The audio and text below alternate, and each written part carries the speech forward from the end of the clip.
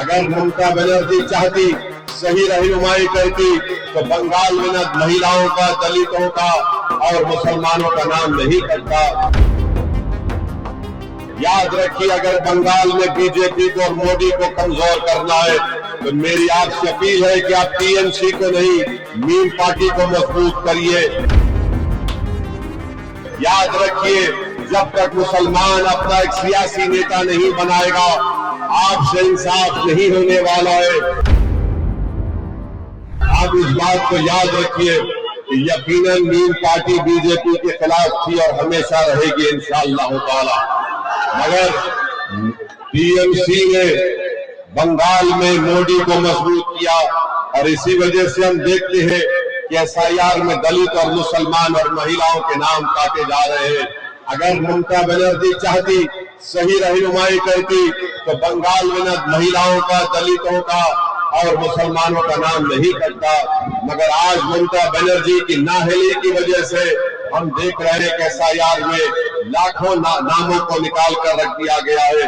तो मेरी आप तमाम से यह दमन गुजारिश है कि मीम पार्टी को मजबूत करिए।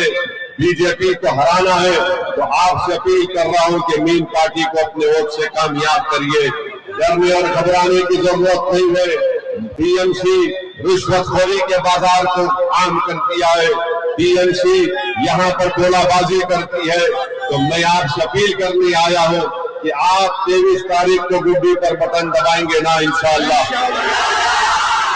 तो 23 तारीख को हाफिज कासिम सेठ को आप कामयाब करिए, मीम पार्टी को कामयाब करिए, अपनी आवाज को बंगाल के विधानसभा में भिजाइए।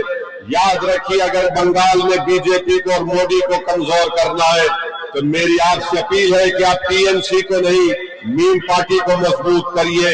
याद रखिए, जब तक मुसलमान अपना एक सियासी नेता नहीं बनाएगा, आपसे इंसाफ नहीं होने वाला है। एमआईएम पार्टी, मीम पार्टी आपको नागरिक के तौर पर देखती है, टीएमसी आपको वोटर की तरह देखती है। ममता बनर्जी मुसलमानों को दूधल गाय कहती है, ओवैसी आपसे कहता है कि आप इंसान हैं, आप हमारे भाई हैं, आप हमारी बहन है, आप हमारी माँ है। आप उन लोगों को वोट मत दीजिए जो 15 साल से आपका कुछ नहीं करे, बल्कि आपको तबाही और बर्बादी के दाहिने पर लाकर खड़ा कर दिया है। तो मेरी आप तमाम मुराराई की जनता से अपील है कि 23 तारीख को गुड्डी पर बटन दबाकर अपने इत्तेहाद को कामयाब करिए, मुराराई में एक इनकलाब को पैदा करिए, ताकि पूरे बंगाल में उन तमाम जालिम ताकतों को मालूम हो जाए कि आप बेदार हो चुके हैं और आपने मीम पार्टी के परचम को अपने हाथों से थाम लिया। अब हमको कोई इंशाअल्लाह ताला बंगाल में रोकेगा नहीं। यहाँ से हम आगे बढ़ते जाएंगे और मीम पार्टी अपनी कामयाबी को हासिल करते जाएगी।